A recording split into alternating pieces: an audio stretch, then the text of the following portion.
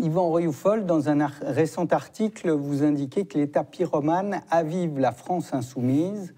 Alors, s'en prendre à la famille, est-ce plus important que la salafisation des banlieues, pour reprendre vos termes, la révolte fiscale ou les grèves des professions libérales? Oh, ben, ça n'a rien à voir déjà, mais c'est une conjonction, bien sûr, de crises qui ont toutes peu ou prou trait à la civilisation, dans le fond. Mais c'est vrai que celle qui est la plus compréhensible pour les familles, c'est sans doute celle qui relève des atteintes à ce qu'elles considèrent être des atteintes à la famille. Et également la crise fiscale, bien sûr, qui touche à tous les foyers.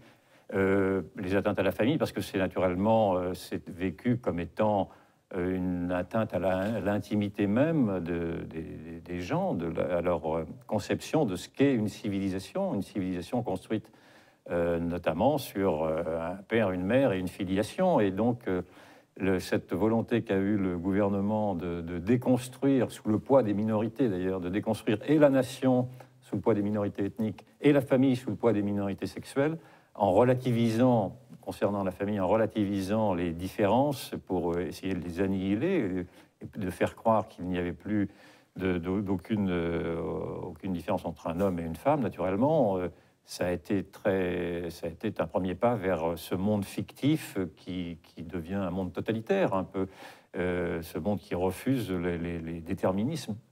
Et donc, il est naturellement tout à fait compréhensible que les Français aient réagi à ces atteintes portées là au bon sens, dans le fond, tout simplement, car les manifestations auxquelles on a assisté étaient une manifestation de bon sens, de dire qu'il n'était pas moralement admissible, d'une part, de commercialiser des ventres de femmes, et d'autre part, de commercialiser des bébés nés orphelins, puisque des bébés sans père ni mère, et que l'homme n'avait pas à être son propre créateur. Dans le fond, c'était ça ce que disait cette manifestation, qui n'a pas besoin d'être portée particulièrement par une religion. Les catholiques étaient présents, certes, mais il n'y avait pas que des catholiques.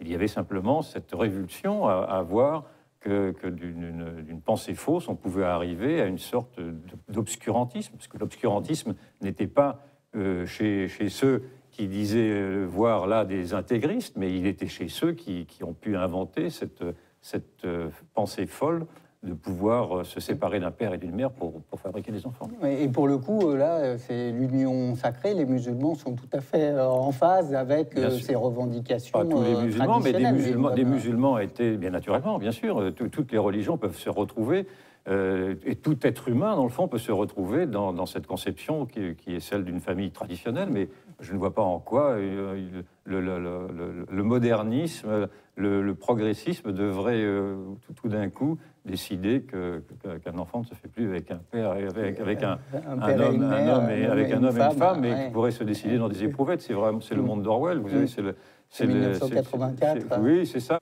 Alors, quel regard portez-vous sur la manif pour tous?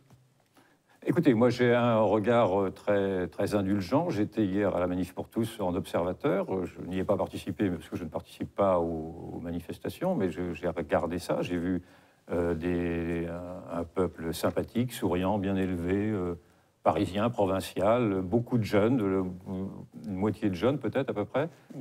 Donc, ne serait-ce que pour cela, très intéressant à souligner, c'est-à-dire qu'il y a une relève des générations, qui venait sans mots d'or, sans slogan apparent, sinon le slogan qui était celui de défendre une civilisation, même si ce n'était pas formulé comme cela. Mais ça dépassait bien sûr le mariage homosexuel, ça dépassait la GPA, ça dépassait la PMA. C'était une population, certes homogène, plutôt homogène, c'est-à-dire plutôt blanche, catholique, etc. Mais il y avait des musulmans. Pour dire qu'il refusait la tyrannie des minorités, et pour dire que la démocratie était d'écouter ce que disait la majorité silencieuse, cette majorité silencieuse qui est une majorité qui ne veut pas être entendue, et que cette France invisible, qui est tellement invisible d'ailleurs que, alors qu'ils étaient 500 000, la préfecture en a envoyé simplement 70 000, que cette France invisible n'avait plus du tout envie de demeurer invisible, et qu'elle entendait au contraire peser de tout son poids dans le débat public, dans le débat politique, et qu'elle avait à apporter des réflexions raisonnables. Et d'ailleurs, la meilleure démonstration de son utilité a été de voir Manuel Valls, qui a fait un revirement à 180 degrés, et c'est-à-dire qu'après avoir défendu la GPA, il s'est rendu compte, au bout du compte, de ce qu'elle contenait de pernicieux et même d'épouvantable. Et alors, vous pensez que ça va être important pour les générations futures que des jeunes, justement, apprennent à descendre dans la rue pour contester un ordre qu'on veut lui imposer? Est-ce que c'est l'apprentissage de la démocratie, l'apprentissage du militantisme?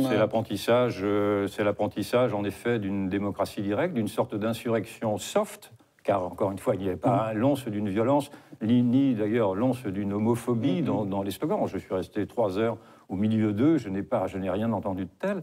Mais c'est effectivement une France qui ne se laissera pas faire. Voilà. Bon, eh bien, espérons qu'elle ne se laissera pas faire. Merci encore, Yvan, de nous avoir éclairé et de nous avoir donné votre point de vue. Merci. Au revoir.